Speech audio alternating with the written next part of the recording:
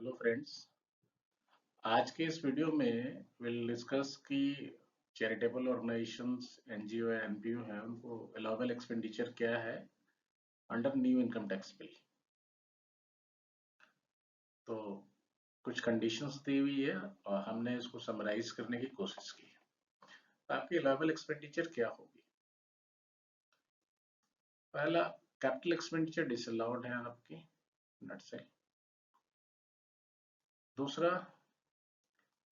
आपकी expenditure that must be incurred in India, India में होनी चाहिए। तीसरी मोस्ट इंपॉर्टेंट चीज, जो आपकी एक्सपेंडिचर है वो डायरेक्टली आपके ऑब्जेक्टिव से रिलेटेड होनी चाहिए।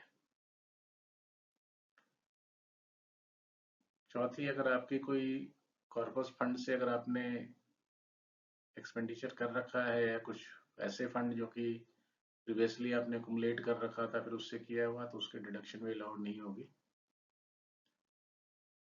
कोई लोन या बोरोइंग करके भी आपने कोई एक्सपेंडिचर कर रखा है तो उस पर भी अलाउ नहीं होगी। But these are subject to certain condition. आपको फर्दर अगर कुछ करना है, समझना है, तो यू कैन कॉन्टेक्ट अस, हम इसके बारे में और डिटेल में डिस्कस करेंगे। अभी जो हम डिस्कस कर रहे हैं it is in brief. In brief हम आपको डिस्कस कर रहे हैं कि क्या आपके लॉ होंगे, क्या नहीं लॉ होंगे।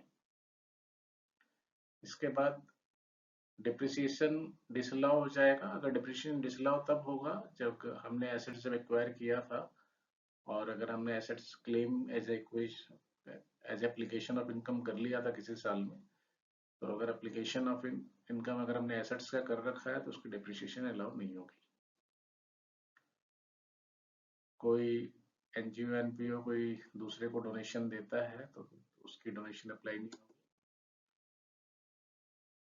Again there are cash expenses की लिमिट है। नॉर्मली 10,000 से ऊपर की, अगर आप कैश 10,000 या 10,000 से ऊपर की आप कैश में एक्सपेंसेस करते हो तो भी डिसअलाउड हो जाएगी। कहीं पे कुछ पेमेंटें करनी थी वैसी जगह जहाँ पे टीडीएस आपको काटना था, तो आपका एक सर्टेन परसेंटेज है, 30% है, वहां तक आपका अमाउंट डिसअलाउड हो जाएगा।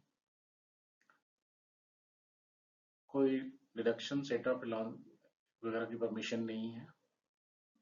बट अगेन मैं फिर से रिपीट कर रहा हूँ, ये जो एक्सपेंस डिटेल्स हैं इसमें कई जगह कंडीशंस हैं। ये हमने आपको इन ब्रीफ समझाने की कोशिश की कि क्या क्या क्या अलाउ होंगे, क्या डिसअलाउ होंगे। बट फर्दर कोई भी डिसीजन लेने के पहले आप इसके डिटेल में जरूर जाएं या कांटेक्ट करें। Thank you so much. Thank you.